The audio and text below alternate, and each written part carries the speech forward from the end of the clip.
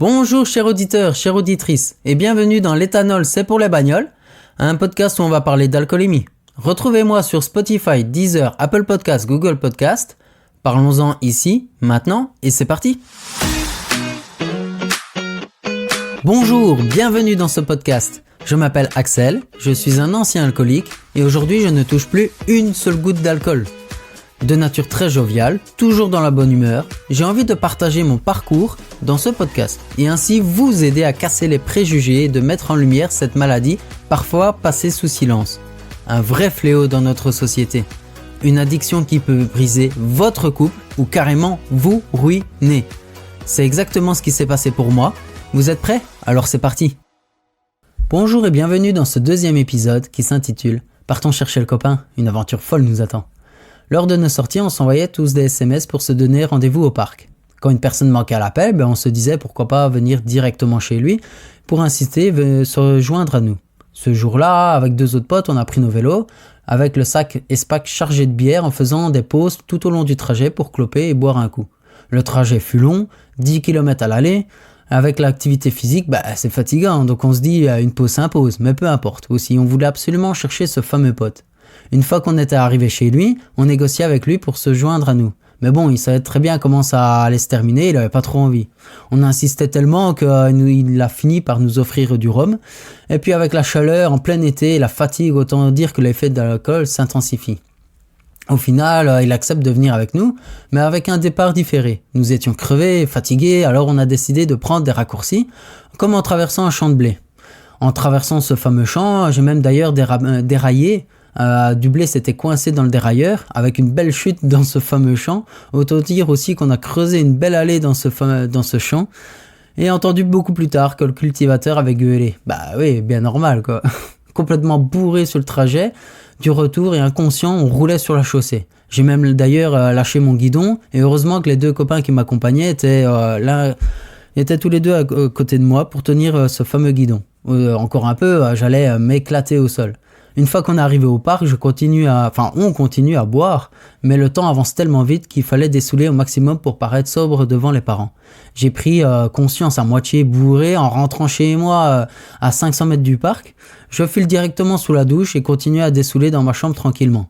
Les copains m'envoyaient des SMS en prenant des nouvelles et on se disait « Oh là là, qu'on fait fort aujourd'hui. On s'est quand même bien amusé. » Je dis « Ouais, mais j'ai mal la gueule. On remet ça demain ?» « Oh ouais, évidemment. Hein. » Puis il y a aussi d'autres moments dans ce fameux groupe, des amourettes se créent et se défait. Des histoires à dormir debout. Comme souvent dans des groupes d'ailleurs. Il y a toujours aussi des tensions qui se créent et puis l'alcool n'aide forcément pas. Il y a déjà eu des menaces avec des couteaux, des bagarres, etc. J'arrivais aussi toujours à trouver un moyen de boire, comme par exemple avec le plus violent de la bande. Avec ma gueule d'ange, je m'approchais de lui avec sympathie, en faisant copain-copain pour boire avec lui dans ce casier qu'il ne voulait absolument pas partager aux autres. Après, on pouvait aussi s'amuser autrement, comme dans d'autres endroits, dans les bois par exemple. On avait trouvé une belle grande descente, le but était de se suivre de très près en vélo, le plus rapidement possible, jonché d'ornières et de racines d'arbres. Puis une fois en bas, on remontait à pied, toujours avec une clope au bec et une bonne chope bien tiède, autant dire que c'était de la soupe quoi. Oui, évidemment on avait soif donc... Et puis, vous allez me dire, vous êtes complètement inconscient. Oui, avec le recul, ouais. Puis on passait aussi des après-midi complètes aussi à passer du bon temps ensemble et c'était vraiment le principal.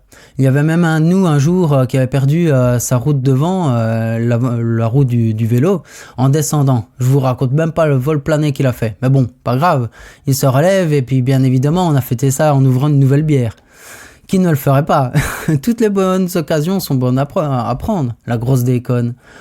On faisait également du feu pendant l'hiver avec des déchets de plastique trouvés non loin de là, pour nous réchauffer et se raconter des conneries, toute l'après-midi. J'ai mal pour mon foie, mes poumons, peu importe. On s'amusait aussi et on faisait de mal à personne. On passait du bon temps avec des anecdotes comme celle-ci, il y en a tellement que je pourrais en faire des tonnes d'épisodes. Mais bon, tout ça pour dire qu'il est essentiel de souligner que la recherche d'amusement et d'aventure ne devrait jamais nuire à la sécurité et au bien des autres. Les activités telles que le vélo, après avoir consommé de l'alcool, peuvent entraîner des accidents graves. Il est crucial de rappeler l'importance de la responsabilité personnelle et du respect des limites, en particulier lorsqu'il s'agit de comportements potentiellement dangereux. Donc, de plus, l'influence de l'alcool sur les relations sociales évoquées à travers les amourettes et les tensions et même les menaces avec les couteaux soulignent des risques associés à la consommation excessive d'alcool. Il est important de promouvoir des relations saines et respectueuses, d'encourager d'ailleurs le dialogue et la résolution pacifique des conflits plutôt que des comportements dangereux et potentiellement violents. Mon histoire met également en lumière l'inconscience qui peut accompagner la consommation excessive d'alcool avec des situations où les participants roulent sur la chaussée de manière imprudente et déraillée à travers le champ de blé.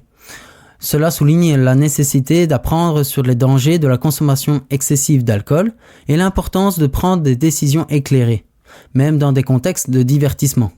Merci pour votre écoute et à bientôt dans le prochain épisode qui s'intitule « Le sport, les copains, les examens ». Un grand merci à vous d'avoir écouté cet épisode jusqu'au bout. Venez nombreux à partager vos sentiments et réactions dans le groupe Facebook « L'éthanol c'est pour le bagnole ». Un groupe de partage qui met en lumière cette dérive vers la porte de sortie. Si vous avez aimé l'épisode, venez me soutenir en mettant 5 étoiles sur Apple Podcast. N'hésitez pas à le faire connaître et à le partager celui-ci. Retrouvez-moi aussi sur Instagram. Prenez soin de vous et à très bientôt dans un nouvel épisode de L'éthanol c'est pour les bagnoles.